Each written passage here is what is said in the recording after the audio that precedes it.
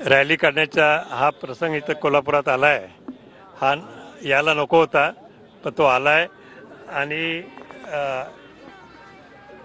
याच्यावरूनच आपल्याला लक्षात येतंय की इथलं वातावरण जे समतेचं वातावरण आहे, सगळ्यांना एकत्र ठेवण्याचं वातावरण आहे, हे मुद्दामून बिघडवायचा प्रयत्न निश्चित चालू आहे।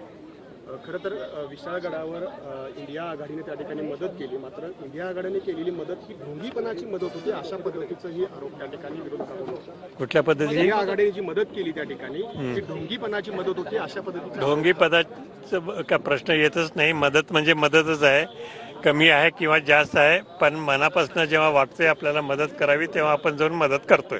जिल्हा पोलीस अधीक्षकांच्या बदलींची वारंवार मागणी करण्यात येते, ही दंगल थांबवता आली असती, मात्र कुठेतरी याला खतपाणी घातलं जाते असं वाटतं। दंगल निश्चित थांबवता आली असती, त्यात काही प्रश्नच नाही आहे आणि त्यांनी थांबवली नाही म्हणून हे घडलंय। राजघराण्यात दोन भूमिका पाहायला मिळतात अशी टीका होत आहे, दोन भूमिका वेगवेगळ्या व्यक्तींची राहू शकते आहे आणि माझी भूमिका आहे ती मी स्पष्ट केली आहे।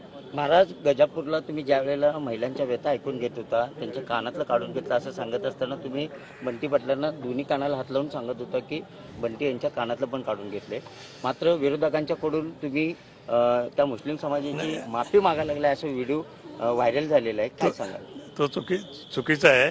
त्यावेळेस काय होतं, मी तो व्हिडिओ परत एकदा बघितला, तिथं काय चालू होतं, सगळ्या बायकांचं आणि पुरुषांचं जोरजोरात बोलणं चालू होतं, ऐकू येत नव्हतं काही। तेव्हा मी बरोबर ऐकण्याच्या दृष्टीकोनातून जरासं असं केलं, हात वर केले। तुम्ही कानाला हात लावून माफी मागताय असा त्यांनी अर्थ घेतला। आपण त्यांची माफी मागण्यासाठी गेलो होतो, आपण त्यांना मदत करण्यासाठी गेलो होतो। खरं तर उद्या एमआयएमचे इम्तियाज जलील कोल्हापुरात येत आहेत, खरं तर या निमित्तानं मी असं ऐकतोय की त्यांनी इथं येणार नाही म्हणून असं कळवलंय। विरोधकांच्याकडून शाहू महाराज आणि कोल्हापूर मधल्या नगरीमधल्या लोकांना बदनाम करण्याचा डाव सुरू आहे का विरोधकांच्याकडून? अर्थात जोपर्यंत त्यांना कोल्हापूर आपल्या ताब्यात घेता येत नाही तोपर्यंत पूर्ण महाराष्ट्र त्यांना घेता येणार नाही हे त्यांना निश्चित माहित आहे।